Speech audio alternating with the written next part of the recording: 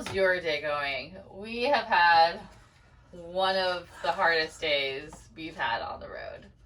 So we're going to talk about it over pizza and beer. Because we wanted to record this and tell everyone what happened, kind of fair warning, and also just FYI. Yep. For just in case it happens to you, but it was pretty stressful. Probably, yeah, one of the most stressful times we've had. So yeah. Our truck has been fine. You know, we bought the truck used, and it was fine. Everything was great. We have a 2016 Chevy Silverado, 2500 HD. You knew more of that than I do, but whatever, rear drive. And we were on the road last night. We had gone into town. We're in good old Chattanooga, Tennessee. We had gone into town just to hang out. We had some Thai food. Yeah. We were driving back home. It was about 11 o'clock at night. Yeah. And regular flat road. I was going about 30, 25 miles an hour. And I noticed the truck would kind of jolt. And I had noticed this throughout the day. And I asked Annette, and she said she had noticed it too. The roads are so bad, I didn't really notice it. The roads, like, I don't know, in the south, for whatever reason, they're kind of really bad. I think there's too many trucks out here. Yeah. So, but I noticed it would just kind of push and pull. And especially when I changed gears, it would do that. So, towards the end of the night, I was looking at it, and the speedometer was fine. I was going at a steady speed. But then the RPMs would just kind of go up to like 2 or 3, even though I was at a low speed. Yeah. And it would just kind of jiggle. And then I told Annette to start recording this because I was like, I don't know what's happening. Right when she did that, it went all the way up to 5 RPMs. And the check engine light came on. And then it was like I was pushing on the gas and it wouldn't go anywhere. So we pulled over on the side of the road. We're at this point maybe I don't know, 5 minutes or so away from where our rig was, but still on the side of a pretty secluded road. Yeah. So we pulled over into Choo Choo Barbecue. Choo Choo Barbecue in good old Chattanooga. Popped the trunk and called David's uncle, who is a mechanic at Pep Boys. Yeah. He's like our go-to anytime we have anything with our truck. Beto and Gilbert, you guys are amazing. Thank you. And you guys answer right away. Awesome. So I'm like, hey, what's up with this? We know nothing about trucks. Nothing. I think Annette knows more than I do about trucks. No, I know nothing. So we're like, it made a sound, and this happened. I sent in the video. He goes, oh yeah, that's a problem with the transmission. I'm like, that sounds expensive. He goes, well, it could be. And so I was like, all right, well, we're only 3 miles away from our trailer. He goes, no, you're not going to drive it. I'm like, yeah, but it's only 3 miles. He goes, I wouldn't drive it if I were you. I'm like, what? Yeah. So we have AAA, we have Good Sam, roadside assistance, and when we upgraded our insurance to full coverage, they talked about emergency benefits. So we thought oh, this will be a piece of cake. We can just call and get it towed. So we ended up calling Good Sam, and we were gonna have someone come out and tow it, but we're in the middle of. Yeah. We're in a small town, so it wasn't something they could do really quickly. And after waiting around for a while, we just figured it makes more sense to leave the truck there at Choo Choo Barbecue. Yeah. Get an Uber home and then deal with it in the morning. So we jumped on attack mode or team mode. Go, you do this, I'll do this. I was on the phone, I was on FaceTime with my uncle. I was showing him the dipstick for the transmission, which I didn't even know it had. And I'm like, is it this one? He goes, I don't know, send me a picture. That's how little I know about trucks. And he goes, yeah, it's that one. And he diagnosed it kind of on the spot. And we were just kind of figuring all this stuff out as we went. Luckily, after Thai food, we got a bottle of wine, and we just decided to open it. We're like, as we waited. As we wait, let's just kind of... Because we knew we weren't driving. So, we ordered... We got on a lift, and it said, there's no one to be found. There's no drivers. We're like, great. Then we got on Uber. So she's on Uber, I'm on Lyft. It was 20-something minutes away. Nothing's happening. No one's... person. And that one person, we're like, this person's going to drive 20 minutes to us, and we're only a 4-minute drive out to the thing. We're like, and you're probably thinking, why couldn't we just walk? But it was, super late, and we're staying... And dark, and we're staying at this park that has just, 2 lanes, no sidewalk, no lights, and it's just, we're not going to do that at this point, probably, 11:30 at night. Yeah. It would have taken us, I don't know, maybe a 30-minute walk, 20, at least that. There's no way it would have been that fast. It was just going to be horrible. So we ended up like waiting for a bit and like brainstorming everything that we would have to do the next day. And luckily, David's uncle gave us advice like, well, if it's a transmission, maybe you should go to the Chevy dealer, or you should look for a Pep Boys. And there's this person in Florida who sells transmissions at a good price. And so we had like all these details. So while we waited, we're like making these to-do lists and everything. And it has a book. She has like a sheet that she wrote everything down. It's almost like a whiteboard. Like, all right, we got this down. Here are the 11 things that we have to do. They open at 7. They open at 8. We're gonna call them at 7. If they don't answer, they'll call at 8. We have to go to the park. All these logistical things. With one big logistical thing being, the place that we're staying, we would have to move our rig the next day at noon, but we don't have a truck to move our rig. Like, we were literally planning on driving to Atlanta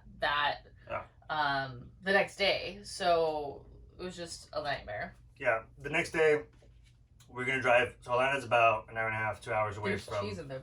I know, that's why I ordered. I'm like, fuck it, let's get cheese in there. All the extra butter. Wow. But we were just gonna leave and we're gonna head over, mosey on over to Atlanta because we're flying out on Tuesday from Atlanta to LAX. To be there for a week. We're gonna go to Palm Springs, and we were gonna be there for a week, and then fly back on the 26th. Mm-hmm. So we were gonna head out there. So not only do we have to look at where are we gonna stay now that we can't move the truck. How are we gonna move the rig? Where are we moving it to? And where are we gonna store it when we're gone for a week? What about our flights? Can we change them? Can we change our flights? How are we getting to Atlanta? We were on the phone with like Chase customer service. Mind you, this is like at midnight, 1 o'clock in the morning. Oh yeah, because eventually we caught the Uber, we got home, and we're like on the phone with Chase. And then, unbeknownst to me, my Lyft wasn't working. It was like, we can't find anyone, so I put it in my pocket. Then it found someone while I was in my pocket, and this car pulls up, and they're like, hi, and then it's like, that's not the car. And they're like, hi, you called for us? And they're like, did you call? I'm like, I didn't call anything. And it turns out it called. So we had a Lyft and an Uber at the same time. Both of them drove over 20 minutes to get to us. Yeah, it's like, I'll give you a little tip. Thank you. I appreciate it. But, yeah, so anyway, so we got the Uber to our trailer. Annette was up bright and early this morning. Yeah, I set my alarms early, and meanwhile, I'm like you're literally snoring. I don't know. I was just like really stressed out. Like I even had a dream that leaving your car in a parking lot overnight could like get you arrested. I remember like being like super... we wrote a note. Annette wrote a note. I wrote a high school 15-year-old style note. Yeah, please Dear don't Mr. tow our car. Officer. Exactly, and well, it worked. Our car didn't get towed. But I woke up bright and early, and we had our list of everything we had to do, and we started off just by calling like the dealership and different... What were they called? Transmission places. I didn't know there was like transmission specific places. And then we made the decision that rather than tackle this together, like both of us going with the truck, David was going to... We called a tow. He was going to meet the tow truck at the truck, take it to the Chevy dealership. Meanwhile, I would stay at the rig and coordinate how we're going to move the rig without a truck, where we're moving the rig to, where are we going to store it. And we kind of like just divided and conquered. So like honestly, as we tell the story, I don't think we even told each other like all the details of what happened because we both had like completely different days. So we have separate days. Annette's dealing with the trailer at the park. I'm with the truck. I got the tow truck to take me to the Chevy dealer.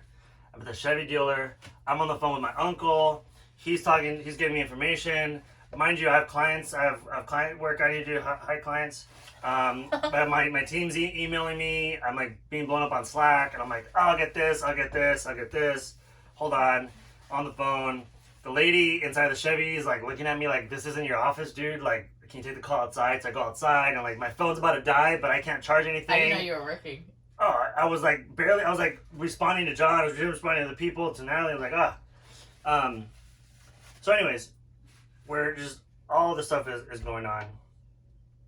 Anyways, next thing is, the dealership says it's going to be $7,000 to fix it. And I'm like, cool.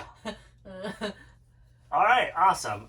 Isn't there a site called OnlyFans or something? But, so I was like, all right, so now I have that from the Chevy dealership. They said it's going to be $7,000. Because what was wrong?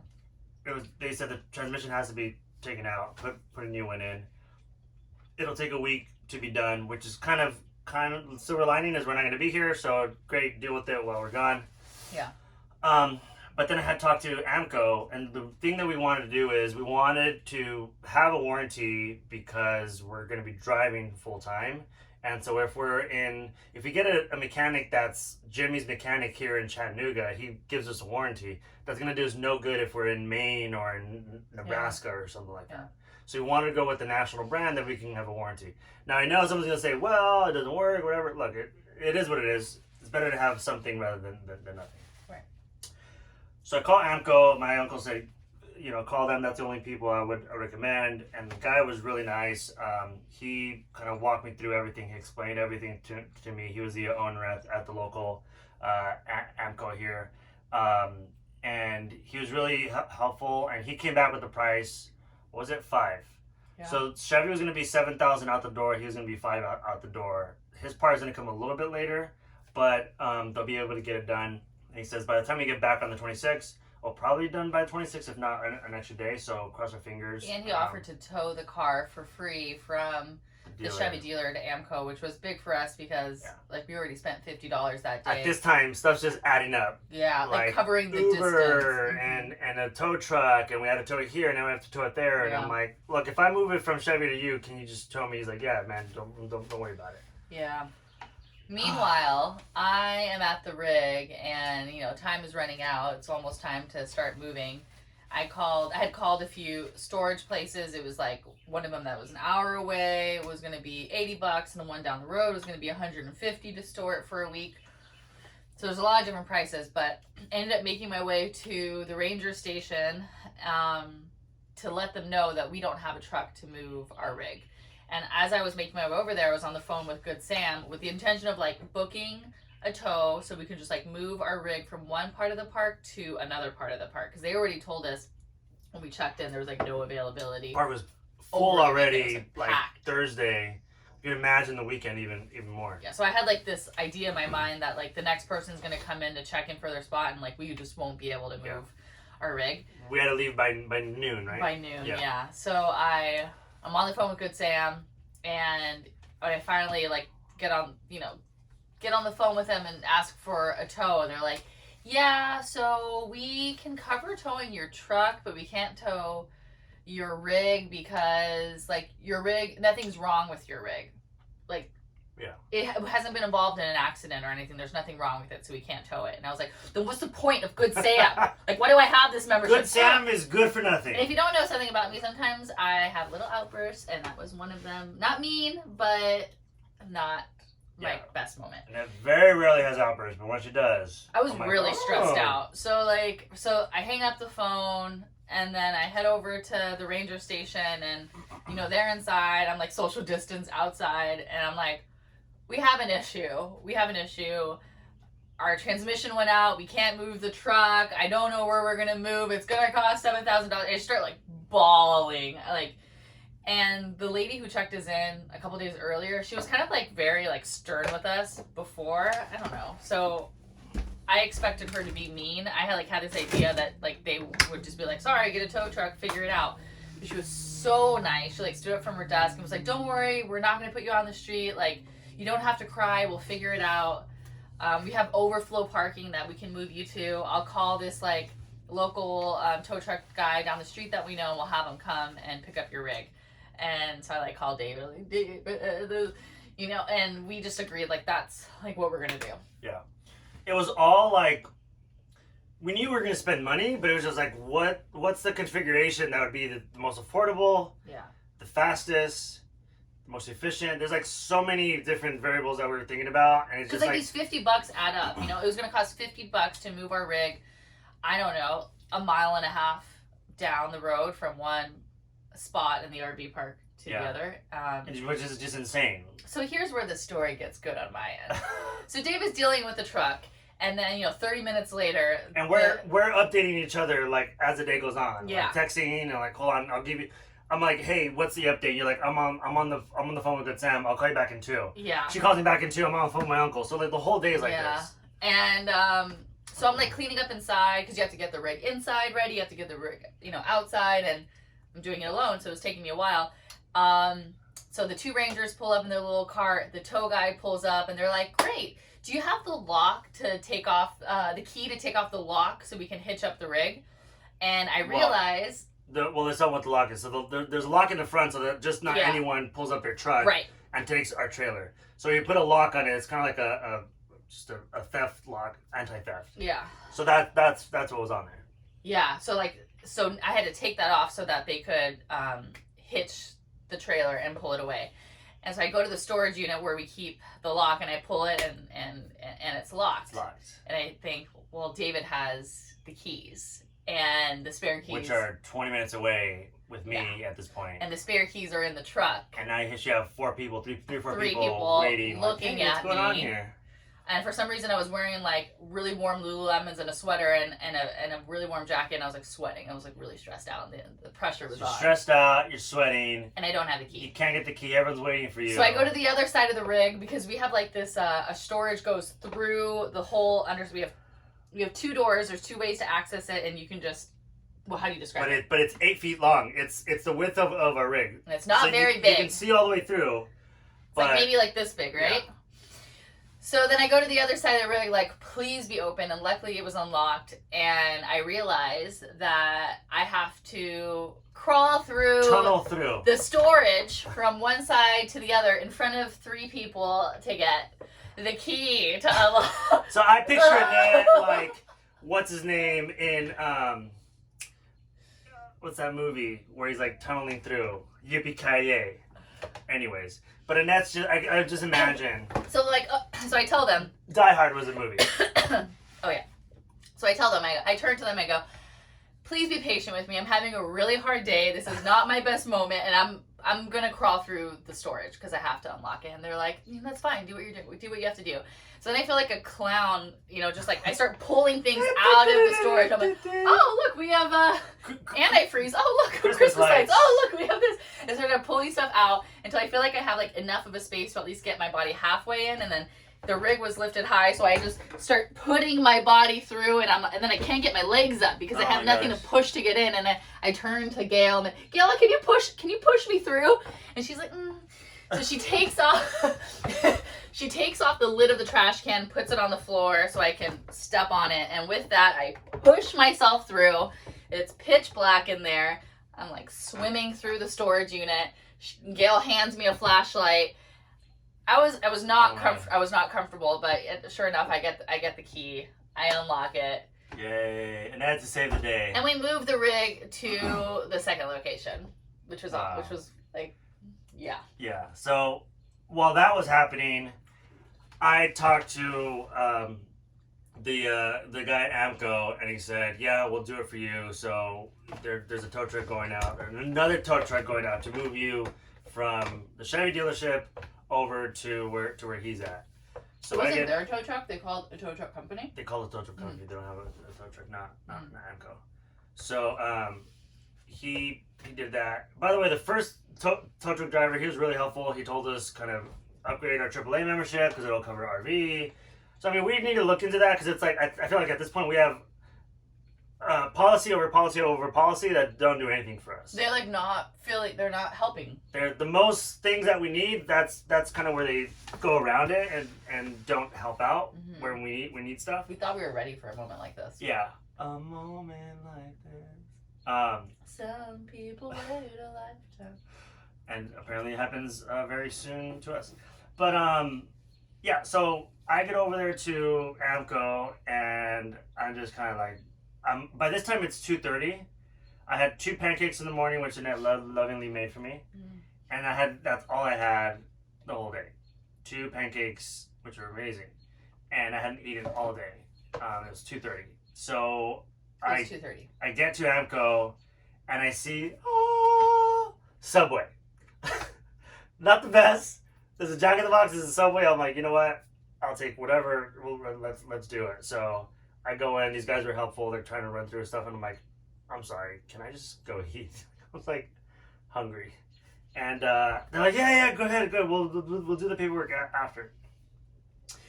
But he's like, you can go eat. But he goes, I need to put your paperwork in to order the part because it's Friday afternoon and they're going to close at 3. So, like, go eat, but also hurry up to come and put in the paperwork. I'm like, okay, I'll be back. So I did all that stuff. I put in all the things with these guys. They got it ordered. It was $5,000. I put half down, so it was $2,500 on the card. And then Annette, talked to Annette. I said, all right, I update you. Here's where we're at. Now Annette's like, okay, we don't have much to eat in the rig because we're kind of dwindling it down because we're going to leave. So she's like, now we need to go to the grocery store. We have no way. And we had left all of our dirty laundry in the truck because we go like 2 weeks and then we'll do our laundry. So he has to like pull out the laundry, take it in the Uber. So that they could hoist the truck up. They're like, take whatever your belongings. I had my backpack with all my laptop and everything. And I was carrying around 2 baskets of laundry, dirty laundry, just kind of walking around the parking lot of the Amco. And then they helped me out. And then Annette's like, hey, we need to get your groceries. So I look on maps, and lo and behold, there's a grocery across the street. Yeah. Not any grocery, an Indian grocery, which is fine. So I walk in, and they didn't have much. It was like a little, like between the very, very small, like little liquor store, grocery store to like nothing. And I just picked up whatever I had. I looked at everything. I'm like, I don't know what this means. I don't know what this is saying. But sure. So I picked up whatever looked good. I picked up cauliflower, and I don't know what else I got. It was kind of a perfect storm because we're the type that like we don't do laundry always like super often, and we don't go grocery shopping super often. Like we buy stuff and then we eat it until it runs out, and we wear our clothes and we wear them until we run out. And so we were at that max. So while David's doing that, I am like calling storage units and reaching out to people on Boondockers Welcome, which is an app where other RVers that have property let you park your rig on the property. So I found one that was like 30-40 minutes away from where we were staying, and I sent him this like long sob message like, we're in a pickle. Our transmission went out and we're supposed to be in Atlanta on Tuesday to fly to LA for a family gathering, and we don't have anywhere to store our rig, and we don't have a way to tow it, like blah blah blah, this whole like a sob story. And sure enough, he wrote back like right away saying like, no problem, like bring your rig over on Tuesday, like on Monday, like you're all set. And then I don't know if people don't know this about me, like I feel really uncomfortable asking people for favors.